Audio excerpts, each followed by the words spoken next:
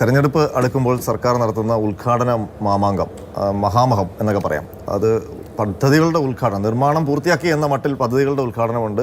പുതിയ നിർമ്മാണത്തിൻ്റെ നിർമ്മാണ ഉദ്ഘാടനങ്ങളും വ്യാപകമായി നടക്കുകയാണ്. അതിലിപ്പോൾ എനിക്ക് എടുത്തു പറയാനുള്ളത്, ഇന്ന് നമ്മൾ തന്നെ ചെയ്ത വാർത്തയാണ്. തിരുവനന്തപുരം RCC നിർമ്മിക്കുന്ന ഒരു ബഹുനില കെട്ടിടം, അത് 8 വർഷം മുമ്പ് നിർമ്മാണ ഉദ്ഘാടനം നിർവഹിച്ച് ഈ സർക്കാർ തന്നെ നിർമ്മാണം തുടങ്ങിയതാണ്. ഏതാണ്ട് 200 കോടി രൂപയിലധികം ചെലവിട്ട് നിർമ്മിക്കുന്ന കെട്ടിടമാണ്.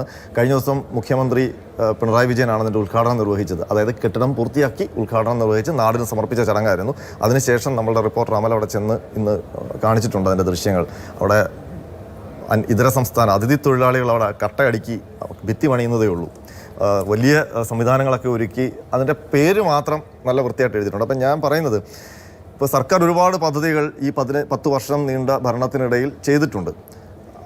അത് ചെയ്യുന്നതിൻ്റെ ക്രെഡിറ്റ് സർക്കാരിന് കിട്ടും.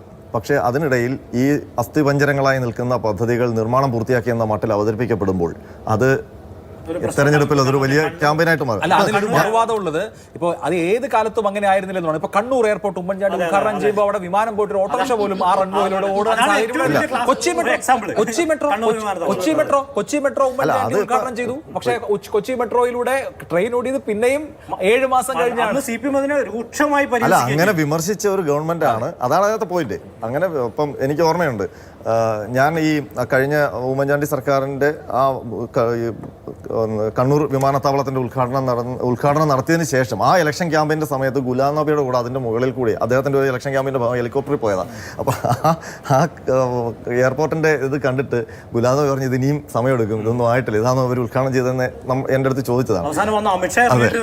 അതെ.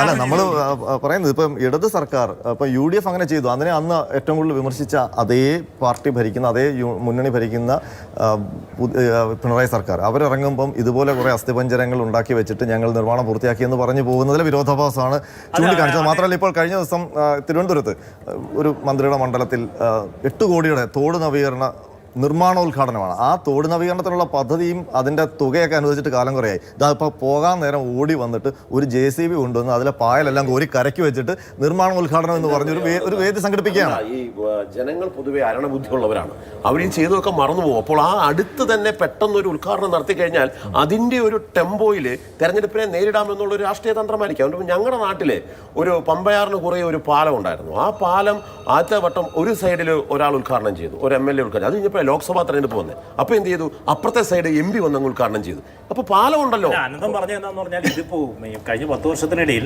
ഒന്നും ചെയ്യാത്ത ഗവൺമെന്റ് അല്ലല്ലോ. ആ ചെയ്ത കാര്യങ്ങൾ തന്നെ എടുത്തു പറയാൻ ഒരുപാടുണ്ട്. ചെറിയ പരിപാടികൾക്ക് സർക്കാരിന്റെ ഏറ്റവും വലിയ നേട്ടമായിട്ട് ഞാൻ കാണുന്നത്, അവിടെ വയനാട് ദുരന്തം, മുണ്ടക്കൈ ചൂരമല ദുരന്തത്തിന് ശേഷമുള്ള വീട് വെച്ച് കൊടുത്തതാണ്. ഒരു സർക്കാർ ഒരുപക്ഷെ മാതൃകയാണ്, രാജ്യത്ത് തന്നെ മാതൃകയാകുന്ന രീതിയിലേക്ക് സർക്കാർ ഓൺ ദ സ്പോട്ടിൽ 1 വർഷം കൊണ്ട് തന്നെ അത്രയും കുടുംബങ്ങൾക്ക് വീട് കൈമാറി. അതിന്റെ പരസ്യം സത്യം പറഞ്ഞാൽ യഥാർത്ഥ രീതിയിൽ ജനങ്ങളിലേക്ക് എത്തിക്കാൻ വേണ്ടി പറ്റുന്നില്ല. ഇപ്പോൾ ഇന്നലെ കോടതിയിൽ പോയിട്ട് സർക്കാർ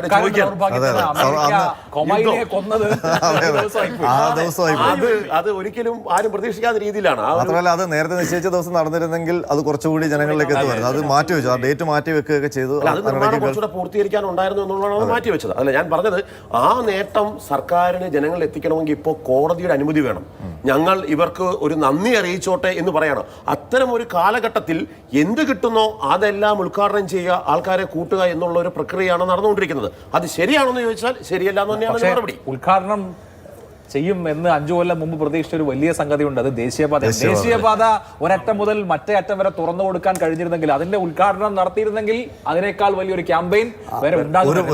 സാധ്യത കിട്ടിയില്ല. ഒരുപക്ഷെ ഈ ഗവൺമെന്റ് പ്രതീക്ഷിച്ചിരുന്നതും ഈ 10 വർഷം ഭരണം കഴിയുമ്പോൾ ഏറ്റവും വലിയ പ്രോജക്റ്റ് ആയിട്ട് അവതരിപ്പിക്കായിരുന്നു ദേശീയപാത. അതിനിടയ്ക്കാണ് നിർഭാഗ്യവശാൽ പലയിടത്തെയും